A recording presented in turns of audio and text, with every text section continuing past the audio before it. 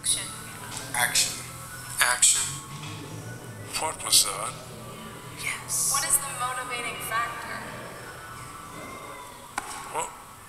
What was that?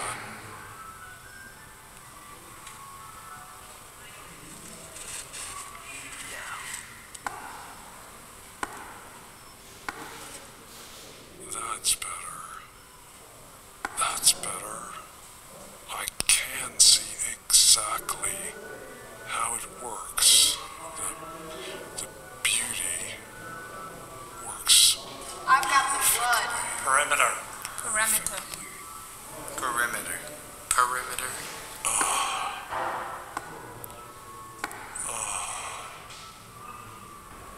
So this new series is related to our desire to kind of capture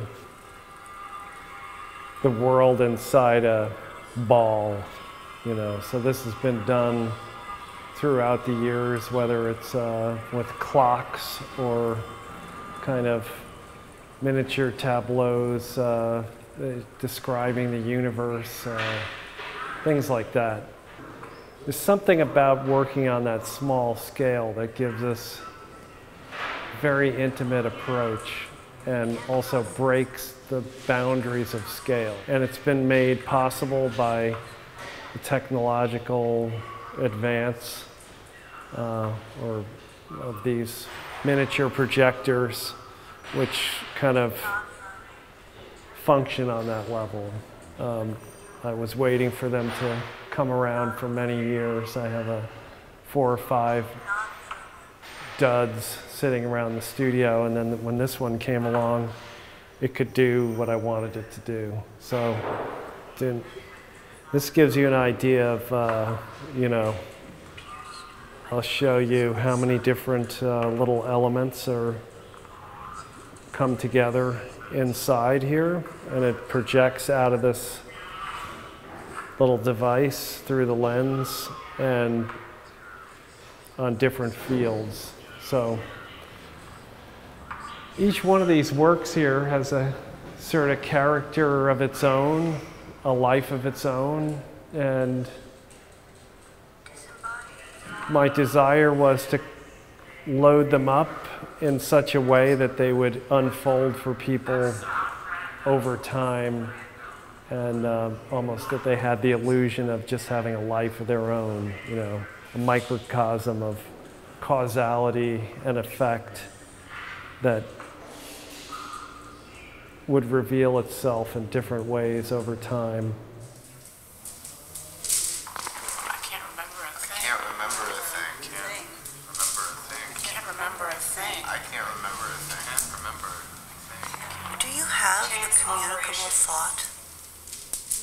I guess these little worlds reflect the way I feel about overlapping information now and the way relationships exist now, and which has got to be a little bit different than other times because we have a kind of archaeological approach to information all day long. You know, we've got like text coming in, emails, soundtracks, levels of text and images that come to us in all sorts of ways during the day.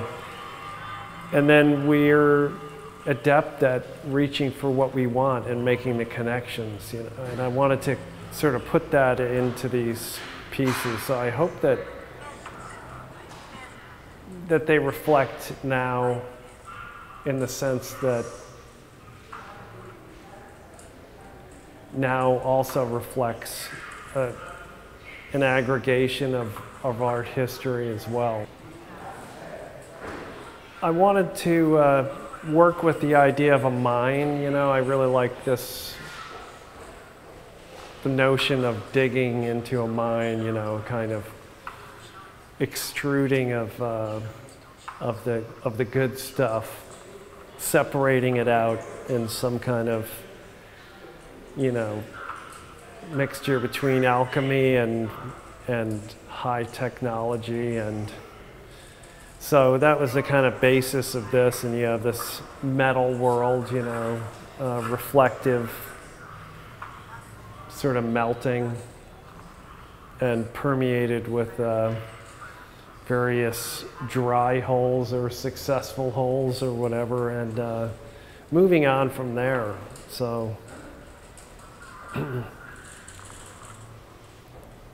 yeah, I guess people think of these almost as a kind of stage which is pulled out of the mind, because if you look at the scale, I just put my head here, you know, this thing could sort of fit inside your head. And as I started making these, I thought, yeah, they are like some sort of stage of the brain, you know,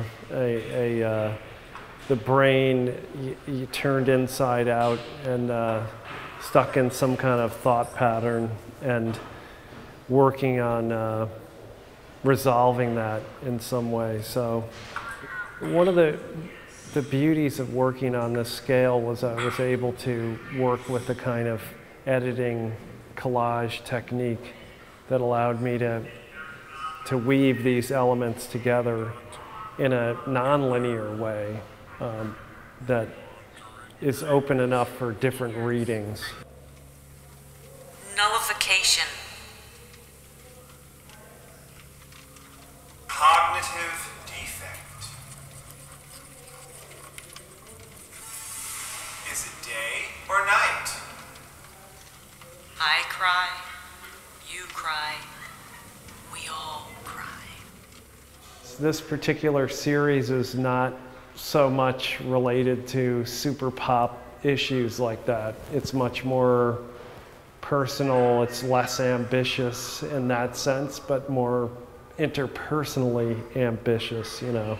And I'm really trying to connect with people on a different level, you know, where they kind of remember, you know, certain icons, you know, the death heads or religious figures or Satan figures. The smiley face is in there, and it's really kind of there's a lot of overlapping to be decoded, but I'm not the one decoding it. That's the thing here, and I'm happy not to be.